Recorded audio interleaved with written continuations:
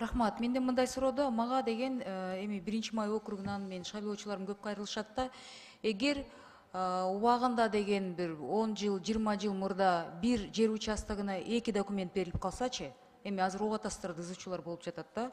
Анан ошол боюнча негедир аны мындай мыйзамды бузган адамдар, мурдагы акимдер, ошол убакытта бийликте отурган адамдар ошол документтерге кол коюп беришсе, а бирок эмнеге азыр мен ошол 2 документ берилип калган ошо башка адам мен эмнеге мен өз чыгашамдан эмнеге мен соттош керекмин деген суроолор берилип атат да.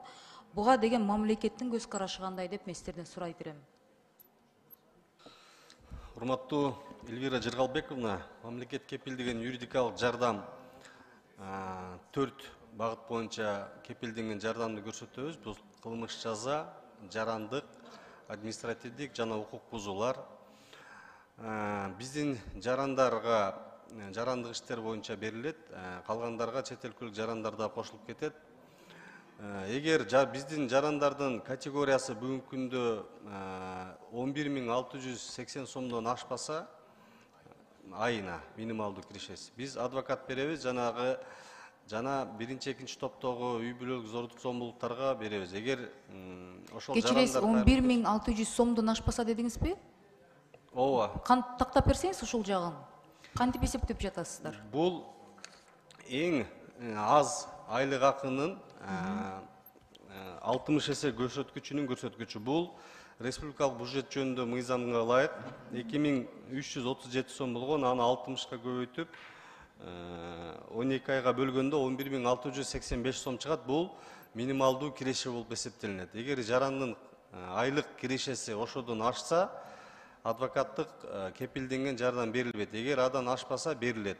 Көпчүлүк учурларда жарандарга биз категорияга ушул боюнча адвокат берип келебиз. Ал эми бул кирешесин эске албастан 1-2 топтогу майыптарга, үй бүлөлүк зордук зомбулуктарга, адам сатымдын курмандыктары жана башкаларга кирешеси эске алынбастан берилет. Ардагерлерге ошонун ичинде.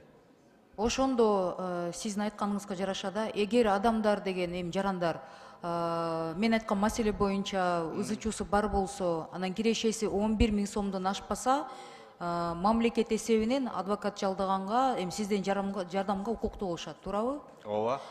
А бирок мага юрист катары айтсаңыздар, негизи бул туурабы? Эгер деген мамлекеттин катачылыгы болуп, бир жерге 2 документ 2 эси чыгып калса, эмнеге жарандар соттошу керек? Эмнеге жарандар өз эсебинен соттошу керек? Айтсаңыздар. Эльвира Жыргалбековна, жер кодексине ылайык жер боюнча талаш тартыш маселелер болсо, бул сотто каралып чечилет. Ал эми кызмат адамдарынын аша чапкандыгы кызматынан же шалакылыгы болсо, алар жооп берет. Ушундай эле тартип жардам көрсөтүү биз административдик укуктар боюнча дагы берилет. Эми аны сот аныкташ керек да, ким чынында күнөө кетиргенчи, конкреттүү фактылары боюнча. Мындай болуп атпайбы? Мен сизге ушу практикасын айтып берейин. Бул эми улуу трибунадан айтылып атат да парламенттенчи. Мындай болуп атат практикадачы. Бизге ошондой жарандар арызданат.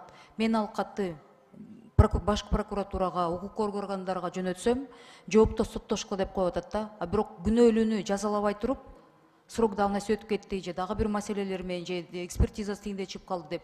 Ошондо сиздерден бир ошондой маселеге деген срок давностин жоёбуз десек, кандай дейсиздер? Ошондой мыйзамды алып келсек, колдоп бересиздерби Минюст?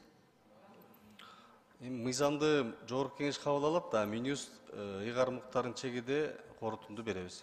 Бирок туура көрөсүздөрбү ошону? Талдап көрүш керек эми, Эльвира Жыргалбековна азыр.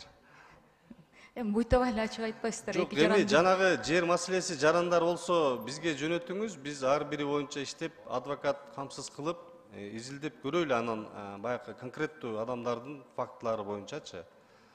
Анан жалпыланган маселени айтыш үчүн эми как юрист катары эми азыр өлчөп бир кесип мыйзам алып келиш керек да, мыйзам деле оңой нерсе эмес да, ошого айтканын талдап чыгайлы депчи. Эми сиз туура түшүнсөңүз, мурда 90-жылдары 2000-жылдын баш убагында деген баштарында Ленинский акимат, 1-май акиматтан, Октябрьский Ленинский и 1-май 2 акиматтан көпчүлүк маселелер экен да, документтер берилип, Анан ошол документтер жокко чыгып, эми адамдар аргасыз соттошуп атышат да бири-бири мененчи. А бирок ошондой эки документ берип койгон ким күнөөлүү? Өкмөт күнөөлүү да. Эми жарандарда мындай суроо болуп атат да, акыйкат барбы жокпу депчи. Мен ошол суроону эле берип атам да. Сиз эми Минюсттун өкүлдөрү катары ошол маселеге биз кайра кайтып келсек, эмне кылыш керекпиз деп ошол, может быть, мүмкүн сиздин мындай кеңешиңиз бересиздерби? Элвира Жыргалбековна, мен сизге кошулам. Эртеби кечпи мамлекеттик кызматкер качан ал туура эмес кылып барса, ал жоопкерчилик тартыш керек. Жана мындай мыйзамдарда дагы каралыш керек деп эсептейм. Менин ушундай көз карашым. Анткени жарандар бирөөлөрдүн кызмат абалынан пайдалангандыгынан жабыркабаш керек. Ошондо мөөнөтү, жанакы эскирген мөөнөтү, срок давности преступлений со стороны госслужащих болбош керек дегенге сиз кошуласыздарбы? Кошулам. Рахмат.